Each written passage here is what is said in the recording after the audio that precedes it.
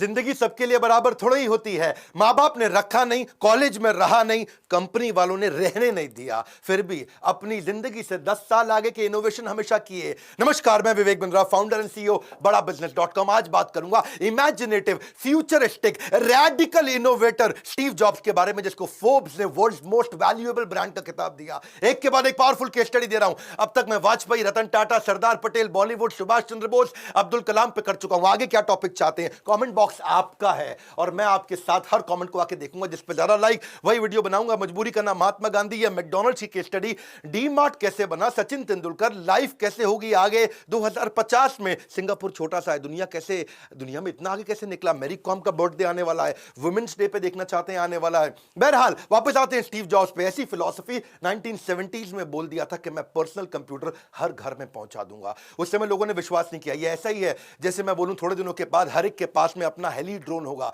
यानी कि personal heli drone, helicopter जैसा ड्रोन, आप उसी मोड़ के जाओगे। हो सकता है मैं आपको बोलूं कि थोड़े दिनों के बाद पेन, डायरी, ये सब म्यूजियम में रखे जाएंगे, क्योंकि स्मार्ट हाउस, स्मार्टफोन इतना स्मार्ट हो चुका होगा कि लोग स्मार्टफोन भी यूज नहीं करेंगे।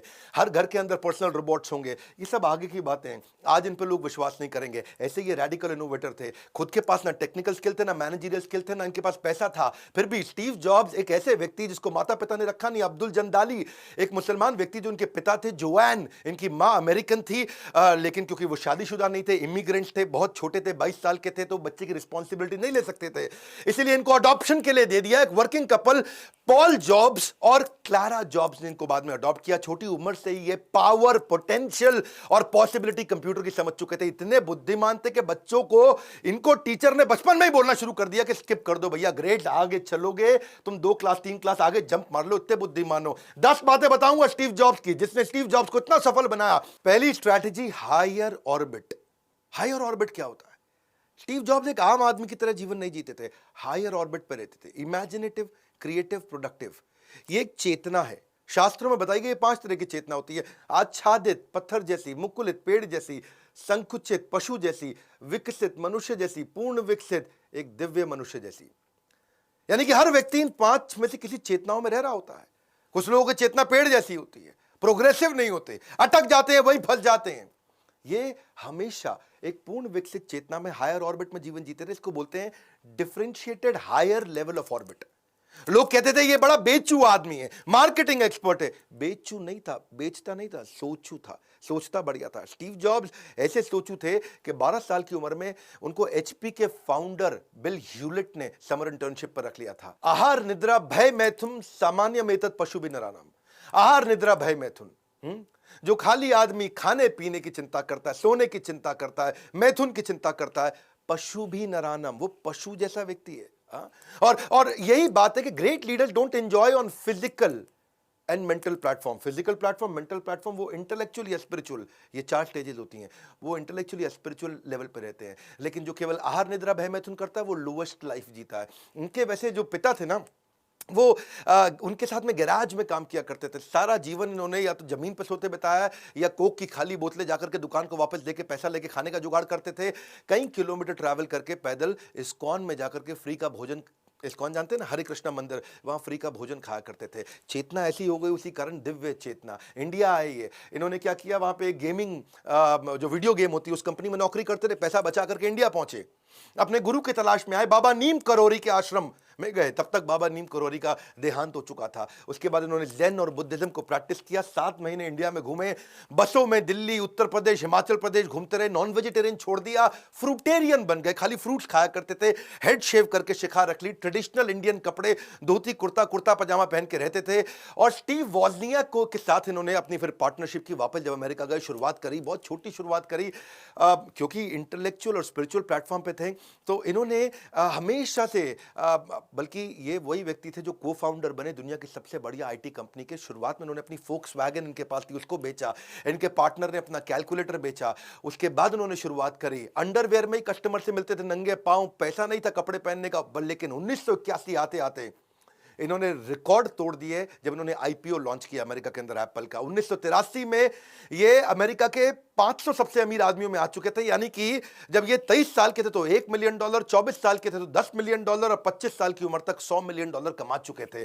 फोर्ब्स ने इनको यंगेस्ट रिचेस्ट लोगों की लिस्ट में डाल दिया। लेकिन 1983 में ये जॉन स्कली से मिले। ये जॉन स्कली की कहानी सुनिए। जॉन स्कली को उन्होंने पूछा, पेप्सी के सीईओ थे, भैया जॉन स्कली, तो जिंदगी भर चीनी का पानी बेचता रहेगा या दुनिया बदलना चाहता है? अगर चीनी का पानी बेचना तो जिंदगी भर तो जा पेप्सी में ही काम कर, वहीं का सीईओ रहे, पर दुनिया बदलना है तो एप्पल में आ जा। जॉन स्कली बोला, एप्पल में आऊंगा, मुझे दुनिया बदलनी है। वही जॉन स्कली जब एप्पल में आया, 2 साल के बाद उसी बोर्ड के अंदर अपनी ताकत को बढ़ा के बोर्ड को अपने साथ लेकर उन्होंने स्टीव जॉब्स को बाहर निकाल दिया। बहरहाल स्टीव जॉब्स की स्पिरिचुअल स्ट्रेंथ थी, इतने बड़े सेटबैक से भी उन्होंने बाउंस बैक किया, और ऐसा बाउंस बैक किया कि आने वाले समय में वापस एप्पल गया और उनके पांव छू के स्टीव जॉब्स को फिर लेकर के आया। 2001 में उन्होंने आईपॉड बनाया, 2007 में आईफोन बनाया और 2010 में उन्होंने आईपैड भी तैयार किया। एनीवे, दूसरी स्ट्रैटेजी 10 बताऊंगा, बहुत पावरफुल। दूसरी है नीटनेस इंपैक्ट परफॉर्मेंस। इनके पिता जो थे ना, वो गैराज के मैकेनिक थे, साधारण मैकेनिक थे, और उनको मशीन्स बहुत पसंद थी। ये भी पिता के साथ रहा करते थे, जो उनके पॉल, इनके पिता का नाम था, और वो हर चीज अपने हाथ से कुछ भी बना लिया करते थे। तो एक दिन वो कुछ फर्नीचर बना रहे थे और फर्नीचर जो दीवार को लगना था, उसमें पीछे की साइड पे वो नया सुंदर माइका लगा रहे थे, brand new high quality mica लगा रहे थे। स्टीव ने उनसे पूछा कि पिताजी, पीछे इतना महंगा माइका लगाने की क्या जरूरत है, वो कौन देखेगा? और पिता ने क्या जवाब दिया कि बेटा, अगर पीछे का और अंदर का हिस्सा ठीक होगा ना, और वो अगर एक बार आप अच्छे से देख लोगे और उसको ठीक कर दोगे, उसमें नीटनेस आ जाएगी, तो दुनिया को दोबारा खोल के उसको देखने की जरूरत नहीं पड़ेगी। ऐसा ही इसी फिलॉसफी ने इनकी जिंदगी बदल दी। और ऐसा ही इनकी कंपनी के अंदर भी एक बार एम्प्लॉय फोन के अंदर बैटरी को टेढ़ा लगा रहा था, और इन्होंने कहा बैटरी सीधा कर दो बेटा। तो उसने कहा कि भैया, बैटरी टेढ़ी है सीधी, अंदर खोल के कौन देखेगा? तभी स्टीव जॉब्स ने कहा, अंदर खोल के अभी देख लोगे तो फोन इतना बढ़िया बनेगा, दोबारा खोल के किसी को देखने की जरूरत नहीं पड़ेगी। तो नीटनेस से ही परफेक्शन आता है। तीसरी strategy, less is more. Steve jobs का एक बड़ा फोकस था कि वो हर चीज को कम करने की कोशिश करते थे, सेंसरी एक्सपीरियंस देते थे। तो उन्होंने अपनी पैकेजिंग पे भी यही किया, लेस इज मोर। चीजों को कम करो, हर चीज को दिखाने बढ़ाने चमक धमक की जरूरत नहीं है, आर्टिस्टिक विजुअली अपीलिंग पैकेजिंग हमारे को करनी है। तो एप्पल ने पहली बार पैकेजिंग को चेंज किया था। इन्होंने मिनिमम यूज ऑफ कलर किया, डिजाइन को बहुत सिंपल किया, बहुत एलिगेंटली प्रेजेंट किया उसको, बॉक्स को इतना नीट एंड क्लीन किया कि every corner was very neat and clean, और केवल एसेंशियल दिखाते थे, बाकी सारे क्लटर को खत्म करना चाहते थे। स्टीव जॉब्स छोटी छोटी चीजों पर ध्यान देते थे, attention to little things and detail. उसी के कारण आज एप्पल वो है जो एप्पल है। सो ये चाहते थे कि हम आई ग्रैबिंग कलर्स और इमेजेस, चटक मटक गोविंदा मिथुन, इसकी जरूरत नहीं है हर चीज में। वैसे पता क्या, हर कंपनी के अंदर डिजाइन की टीम होती थी, लेकिन एप्पल के अंदर डब्बा खोलने की टीम बनाई उन्होंने अलग से। डिजाइन की टीम तो दुनिया में हर कंपनी के अंदर रहती है, कोई भी मोबाइल मैन्युफैक्चरिंग हो, ये एकमात्र ऐसी कंपनी थी जहां डब्बा खोलने की इन्होंने अलग से बहुत बड़ी टीम बनाई, जिसका केवल एक ही काम था कि हजारों डब्बे खोल के डब्बा खोलने का एक्सपीरियंस अच्छा करना है। डब्बे के अंदर उसको इतना आसानी से खोलें, उसके अंदर से मैनुअल फालतू आइटम हटा दें जिसकी कोई जरूरत ही नहीं पड़ती है, और हंड्रेड्स ऑफ प्रोटोटाइप बॉक्सेस को ऐसे खोलें, उसको उसका बॉक्स का शेप, उसकी एंगल, टेप कैसे लगाएंगे उस डब्बे पे, उसको भी खोल खोल करके वो एक्सपीरियंस को बिल्ड करके उसको इंप्रूव किया करते थे। तो हर चीज को उन्होंने मिनिमम किया, एसेंशियल चीजों पे ध्यान दिया, चटक मटक हटा के। अपने लोगो जो है, लोगो भी इन्होंने ऐसे ही इवॉल्व किया। उसमें एप्पल में छोटा सा एक बाइट है, वो भी इसीलिए कि ताकि चेरी या टोमेटो ना लोग समझ बैठे, उसको एप्पल ही समझें। तो लोगों को भी इतना मिनिमम कर दिया कि लोगों के नीचे से कुछ नहीं लिखा, केवल लोगो लिखा, लोगो बनाया, उसमें कंपनी का नाम हटा दिया, कोई और टैगलाइन हटा दी, और आज ये दुनिया का स्लीकेस्ट लोगो और मोस्ट रिकॉग्नाइजेबल लोगो हो चुका है एप्पल का। बस वो सिंपल सा लोगो देखते ही लोग समझ जाते हैं भैया एप्पल की आइटम है। इनके ऑफिस स्पेस, इनकी वॉल्स, इनकी शेल्फ, इनके डेस्क, वो भी सब वाइट थे, बिल्कुल नीट और क्लीन, उसको भी मिनिमम रखते थे। चौथी strategy, calligraphy, the soul of decorative mentality. आत्मा डेकोरेटिव मेंटालिटी, स्टीव जॉब्स की डेकोरेटिव मेंटालिटी। क्या मतलब हुआ इसका? कैलीग्राफी का पहले मतलब समझ लेते हैं। डेकोरेटिव हैंडराइटिंग को, सुंदर सुंदर तरीके से लिखने को, अलग अलग तरीके से उसी बात को लिखने को बोलते हैं कैलीग्राफी। ये he would change something that is already established, क्योंकि इनकी इमेजिनेटिव डिजाइन थिंकिंग बन चुकी थी, अनमैच्ड क्रिएटिव इमेजिनेशन हो चुकी थी। बचपन से ना इनका स्कूल में मन लगता था, ना कॉलेज में मन लगता था। कॉलेज छोड़ने के बाद इन्होंने कैलीग्राफी की क्लासेस ज्वाइन कर ली, जहां इनकी डेकोरेटिव मेंटालिटी बिल्ड हो गई, और उसके कारण ये परफेक्शनिस्ट भी हो गए। उस डेकोरेटिव मेंटालिटी के चलते चलते he would not settle down for 9.9 out of 10, इनको 10 आउट ऑफ 10 चाहिए था। Either he will create everything non existing और डिस्ट्रॉय एवरीथिंग एग्जिस्टिंग। एक्चुअली क्या होता है, कैलीग्राफी का मतलब होता है ability to write one thing in 100 different ways। एक ही चीज़ को 100 तरीके से कैसे लिख सकते हैं, अलग अलग सुंदर सुंदर डिज़ाइन में कैसे लिख सकते हैं। मुद्दा कहाँ है, पकड़ना मेरी बात को। मुद्दा है 100 तरीके से सोचने में एक ही चीज़ को, वो आत्मा में चला गया इनके। यानी कि एक ही प्रॉब्लम को 100 तरीके से सोच पाना, यानी कि एक ही रिक्वायरमेंट को 100 डिज़ाइंस की तरह सोच पाना, और वो कैलीग्राफी इनकी टेक्नोलॉजी में चली गई। यही हम भी सीखने का प्रयास करते हैं, अपने कंटेंट को कैसे बार बार रीडिफाइन करें, रीडिज़ाइन करें, हर बार आपको अच्छा एक्सपीरियंस दें, बढ़िया बढ़िया एनिमेशन ला करके दें। बेसिकली यही यूज़र एक्सपीरियंस है। एयरबीएनबी क्या था, कुछ भी नहीं, एक मकान को, दुकान को रेंट पे देना, ये धंधा सालों साल से चल रहा था, पर एयरबीएनबी ने अट्रैक्टिव इंटरफेस दे दिया, एक इजी टू यूज प्लेटफॉर्म दे दिया, इंटरनल रेटिंग सिस्टम दे दिया, रेवोल्यूशन हो गया। एप्पल भी कस्टमर के थॉट को समझ गया कि कंप्यूटर गंदा लगता है, अगली लगता था। 1970s 80s बता रहा हूं आपको, टेक्नोलॉजी अगली थी, बल्कि थी, अनअट्रैक्टिव था, उसको सेक्सी कैसे बना दे। देखो एक बात समझो, सुअर को लिपस्टिक लगा करके उसको खूबसूरत बनाना, ये उसी प्रकार है किसी बैड प्रोडक्ट को आप बेचना।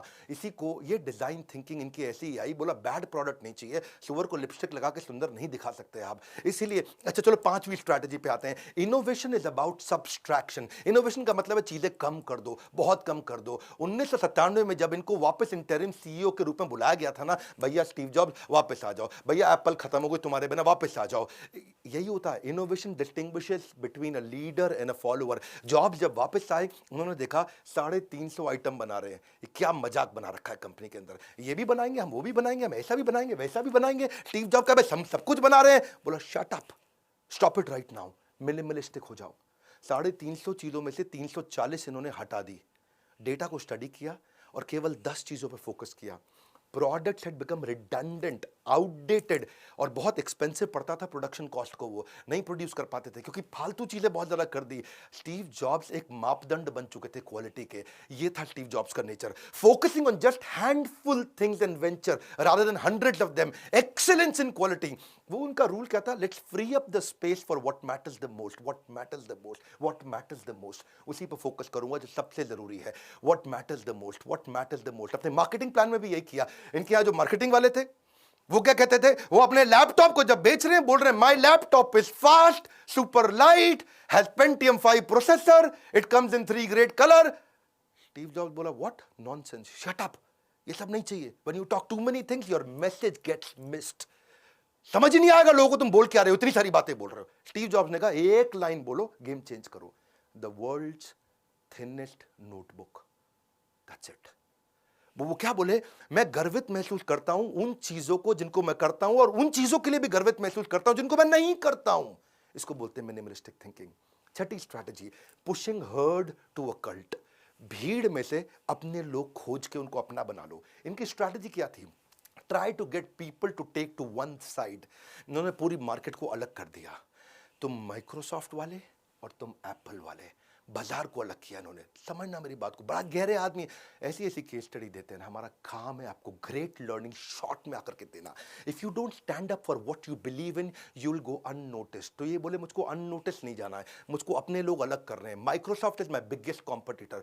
ऐसा करते हैं, फैक्ट टेल्स, स्टोरी सेल्स। मैं कहानी बनाता हूं माइक्रोसॉफ्ट के खिलाफ, इन्होंने कहानी बनाई, बोला मैं 3 चीजों पर फोकस करो। 3 चीजें हमारी शत्रु हैं, हमारे एनिमीज है। पहली एनिमी क्या है, कॉम्प्लेक्सिटी। अगर तेरे को कॉम्प्लेक्स पसंद है तू चल माइक्रोसॉफ्ट में निकल। दूसरी एनिमी हमारा क्या, लैक ऑफ गुड टेस्ट। तेरे को टेस्ट पसंद नहीं, तू माइक्रोसॉफ्ट खरीद, पब्लिकली आकर के बोला।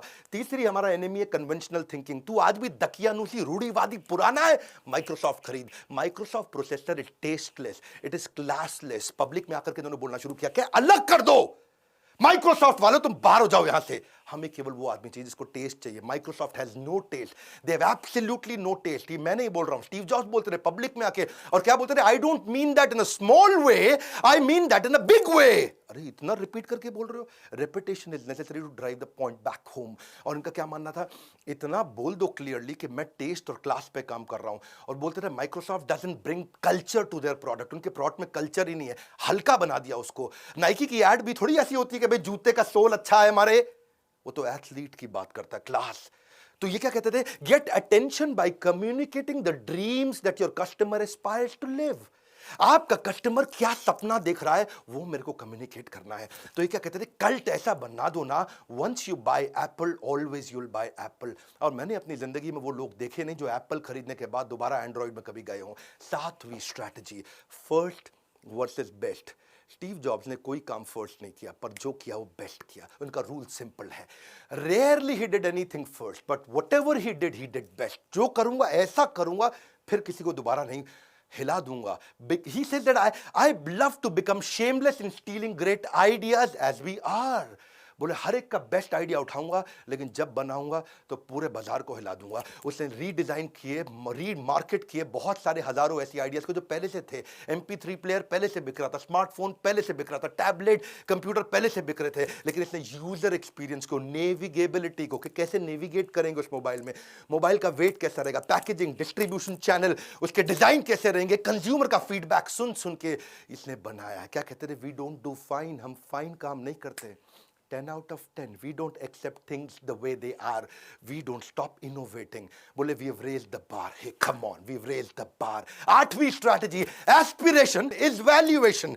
यानी कि अगर कंज्यूमर के दिमाग में अपनी एस्पिरेशन बिल्ड कर दूं ना, मेरी कंपनी की वैल्यूएशन अपने आप आ जाएगी। ज्यादा माल नहीं बेचना है, एस्पिरेशन क्रिएट करना है। एप्पल सबसे ज्यादा फोन बेचता है, शट अप, बिल्कुल नहीं। एस्पिरेशन क्रिएट कर दिया, ब्रांड की वैल्यूएशन अपने आप आ गई। इनका फोकस क्या था, एक ऐसा सेंसेशन का यूनिवर्स क्रिएट कर दूं, एक ऐसा एक्सपीरियंस का यूनिवर्स क्रिएट कर दूं। ये एनालाइज करते थे कि कैसा फील करता है कंज्यूमर मेरा मोबाइल खरीदते वक्त। ये ड्रीम को, एक सपने को पैकेज करना चाहते थे, एक्सपीरियंस को पैकेज करना चाहते थे।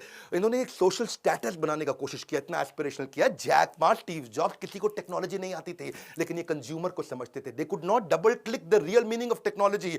इनका जो पार्टनर था ना दूसरा, एक स्टीव जॉब्स, एक स्टीव वॉजनियाक, दोनों के स्टीव्स का सी अलग था। पहले वाले स्टीव जॉब्स, उसका सी था कंज्यूमर कंज्यूमर कंज्यूमर, और वॉजनियाक क्या था, कोडिंग कंप्यूटर एंड सर्किट। वो कोडिंग कंप्यूटर सर्किट पे काम करता है, ये कंज्यूमर वाले सी पे काम करता है। दोनों का फोकस था अपना अपना। ऐसे ही दोनों पार्टनर ने धंधा चलाया।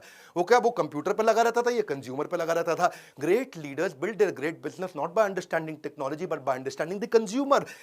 क्या चाहता है मेरा कस्टमर, उसके दिमाग में घुस जाओ, उसकी आत्मा में घुस जाओ, उसकी आत्मा के साथ कैसे मैं वो वननेस बिल्ड कर सकूं। सी पता है क्या है, ये ऐसा इंटेलिजेंट आदमी था। It's not about fooling people, it's about convincing them that you need this even if you don't need this. Wow, that's amazing यार, क्या आदमी है, मैं खुद ही एक्साइटेड हो रहा हूं। तेरे को ये चीज चाहिए है, अगर नहीं चाहिए तो भी चाहिए। ये था स्टीव जॉब्स। इन्होंने बोरिंग कंप्यूटर को इतना सेक्सी बना दिया कि लोग लाइन में खड़े होकर के खरीदने आते थे।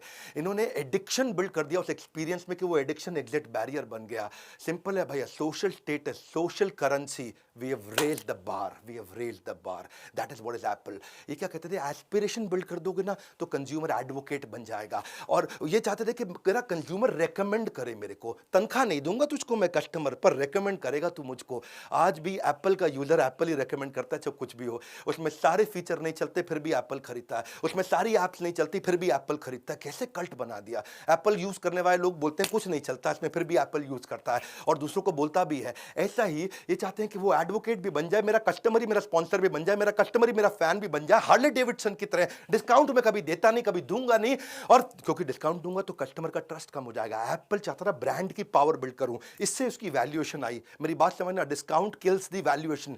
और यही कारण था फास्टेस्ट पहली $1 ट्रिलियन कंपनी दुनिया की एप्पल बना, और उसके बाद $2 ट्रिलियन कंपनी भी एप्पल ही बना। ये माइक्रोसॉफ्ट, ये गूगल, ये अमेज़न, ये फेसबुक, ये बर्कशायर हैथवे, वॉरेन बफे वाली, ये सब तो बाद में पीछे आई। वॉरेन बफे पे देखनी है केस स्टडी, कमेंट बॉक्स तो आप ही का है ना, आओ कम्युनिकेट करेंगे। 9वीं स्ट्रैटेजी थोड़ी गहरी है, पकड़ना। People without passion are poison.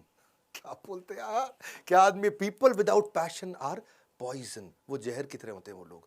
ये लोगों के मामले में ये थोड़े अलग ही टाइप के व्यक्ति, मैंने बोला ना हायर ऑर्बिट वाले हैं। हाँ, ये क्या कहते हैं, जब एग्जॉस्टिंग आवर्स हैं, जब आप थक जाते हो, कंटिन्यूअस सेटबैक आते हैं, एक ही चीज आपको बचा सकती है, वो आपका passion for what you do.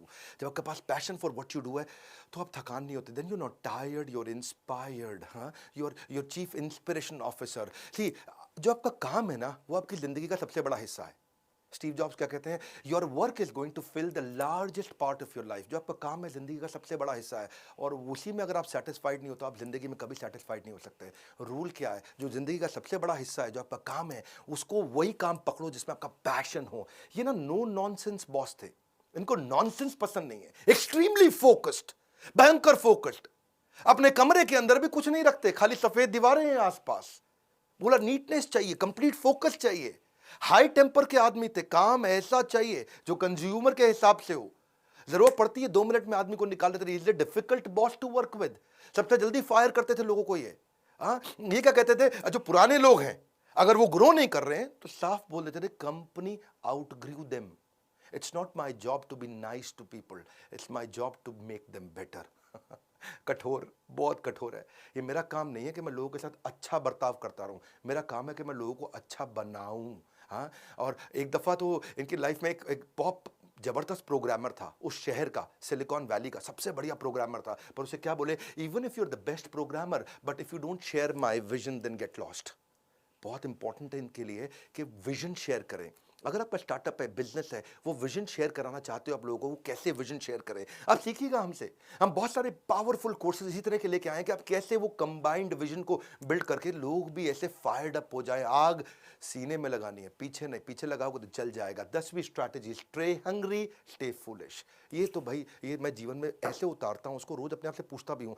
पहले थोड़ा मतलब समझ लेते हैं। स्टे हंग्री, लर्निंग की भूख होनी चाहिए। स्टे फुलिश, अपने आप को इतना मूर्ख मान लो कि जब कोई ज्ञान मिल रहा हो तो उसको रजिस्टर कर सको। ये बहुत गहरे हैं 2 शब्द। इस पे तो किताबें लिखी जा चुकी हैं, बहुत बार सुन चुके हैं, शायद आपने भी सुना होगा, लेकिन क्या अपना पाए इसको? वो भूख लर्निंग की है कि नहीं है? मैं अपने आप से शाम को पूछ भी लेता हूँ, क्या मैं आज इतना हंग्री था लर्निंग के लिए? क्या मैं इतना मूर्ख था कि मैं जल्दी से लर्निंग को रजिस्टर कर सकूँ? ये मुझको आता है, ये मुझको आता है, IKB syndrome, I know better syndrome, मुझे पहले से मालूम है, मैं सब जानता हूँ। ये यही सारी दिक्कत आती है। और ये continuous learning is at least the minimum requirement for success in any field. सबसे छोटी रिक्वायरमेंट क्या है? Continuous learning. देखो हमने भी क्या किया ना, हमने यही फोकस करने का प्रयास किया, नॉलेज ओरिएंटेड लर्निंग या action oriented learning. Knowledge oriented learning तो आपको किसी भी conventional classroom based theoretical approach में किसी कॉलेज यूनिवर्सिटी में मिल जाएगी, लेकिन चाहिए क्या आपको ग्रोथ के लिए? Action oriented learning. Everything about entrepreneurship में वही दिया। वैसे एक बात बताऊं, मैं वो हलवाई हूं जो केवल अपनी दुकान की मिठाई खाता हूं। हाँ मैं केवल अपनी दुकान की मिठाई खाता हूं। मैं इधर उधर आप माल भी ऐसा बनाओ ना, मिठाई भी ऐसी बनाओ जो अपने बच्चों को खिला सकते हो। अगर बच्चों को खिलाने लायक मिठाई नहीं बनाई तो दुनिया में आपको बेचने का भी अधिकार नहीं है। वही स्टीव जॉब्स करते थे कि मैं वो प्रोडक्ट बनाऊं जिसको मैं खुद इस्तेमाल करने में प्राउड फील करूं। इसीलिए मैं आज वही कोर्सेज बनाता हूं जिसको मैं खुद कंज्यूम करना चाहता हूं। वही हमारे एवरीथिंग अबाउट एंटरप्रेन्योरशिप का मॉडल। आपको एक बात बोलूं, अगर आप भी कोई स्टार्टअप बिल्ड करना चाहते हो, एक सिंपल प्रोसेस क्या है, IBC ज्वाइन कर लो। IBC ज्वाइन करने से आप कम से कम 1 साल IBC की तरह काम कर लो। हमने ट्रेनिंग्स को कहीं गुना बढ़ा दिया अपने IBCs के। जो सीरियस है ना कोई भी बिजनेस करने के लिए, 1 साल IBC करो, पैसा भी नहीं लगेगा, आपको पैसा वापस भी मिलेगा, थोड़ा कमा भी लोगे आप हमारे साथ अच्छे से, और इतना लर्न कर लोगे कि उसके बाद जब स्टार्टअप में आओगे तो कोई हरा नहीं पाएगा। बोर्ड लाइन नंबर पे फोन करके पता लगाओ कि भाई मैं भी, ये क्या होता है IBC, एवरीथिंग अबाउट एंटरप्रेन्योरशिप क्या है, मैं कैसे ग्रो कर सकता हूं। इस वीडियो को शेयर करना चाहोगे आप? हाँ, क्या आप लोगों को इंस्पायर करना चाहोगे? ऐसा आदमी जो यूनिवर्स में डेंट मारने आया था, ऐसा आदमी जो साधारण काम नहीं करता, पेप्सी का CEO को भी ऐसे बोला ना, चीनी वाला पानी बेचेगा या दुनिया बदलेगा। लाइक करके उत्साह इसलिए बढ़ा दीजिए क्योंकि बहुत मेहनत करता हूं ये फ्री वीडियोस आपको देने में। कमेंट बॉक्स तो मेरा और आपका है, आइए नीचे बात करते हैं, जिस पे ज्यादा लाइक आएंगे वही वीडियो हम आपके साथ दोबारा बनाएंगे। हमारे साथ जुड़े रहने के लिए, इस वीडियो को शेयर करने के लिए, अगर नए आए हैं तो सब्सक्राइब करके बेल आइकॉन हिट करने के लिए आप सबका हृदय की गहराई से मुस्कुराहट के साथ बहुत बहुत धन्यवाद।